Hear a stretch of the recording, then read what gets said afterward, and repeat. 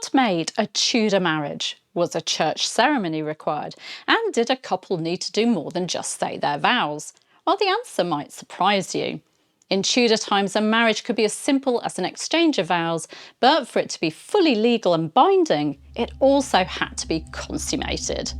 Let's explore what truly made a marriage in the 16th century.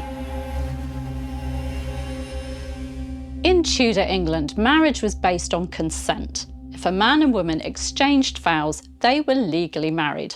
No priest, no witnesses, no banns were required. However, consummation was key. Without it, a marriage could be challenged or even annulled. This meant couples could marry anywhere: a tavern, a road, or even in bed. But if the marriage wasn't physically sealed, it could be declared invalid.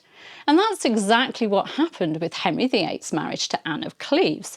He never consummated the union, allowing him to annul the marriage easily.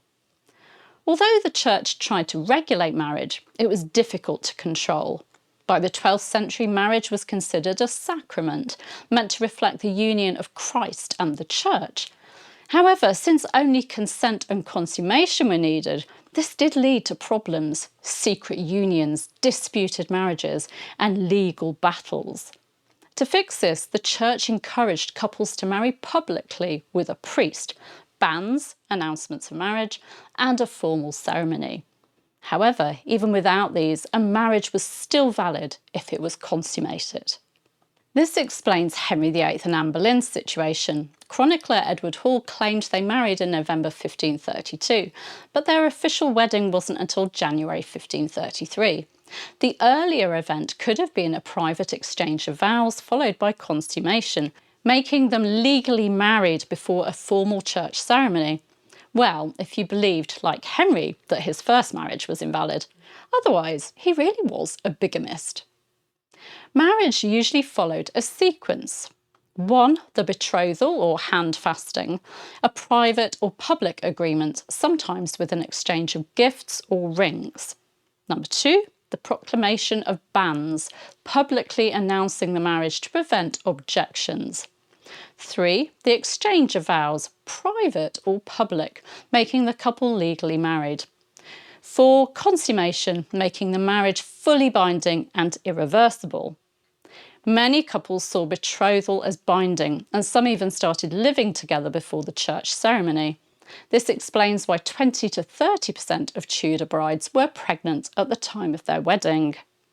Because a simple vow exchange followed by consummation made a legal marriage without all the other stuff, this led to controversies. For example, Catherine Howard and Francis Derham. They called each other husband and wife, and they had a sexual relationship. Could Catherine have already been married before Henry VIII? Then there's Lady Catherine Grey and Edward Seymour, secretly married, but it was later declared invalid because the priest couldn't be found. Robert Dudley and Douglas Sheffield. She claimed they'd had a private marriage, but there wasn't any proof, and this affected their son's inheritance. Without witnesses, disputes could arise, and courts had to determine if vows and consummation had occurred. With all this confusion, some people did decide to marry in church. Why? Well, because it provided proof. A priest's blessing and witnesses meant fewer legal disputes. The church ceremony included the exchange of vows, the giving of a ring, the blessing of the marriage, and the nuptial mass if Catholic.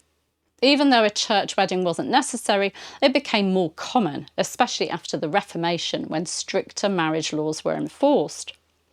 So what made a Tudor marriage? Consent and consummation. If a couple vowed to be husband and wife and physically sealed the deal, they were legally married. A church wedding helped prove it, but it wasn't a requirement. What do you think? Would you have trusted a simple exchange of vows to make a marriage, or would you prefer a formal ceremony? Do let me know in the comments. And if you enjoyed this deep dive into Tudor history, then please remember to like, subscribe, and hit that bell for more fascinating history. I'll see you soon. Take care. Bye-bye.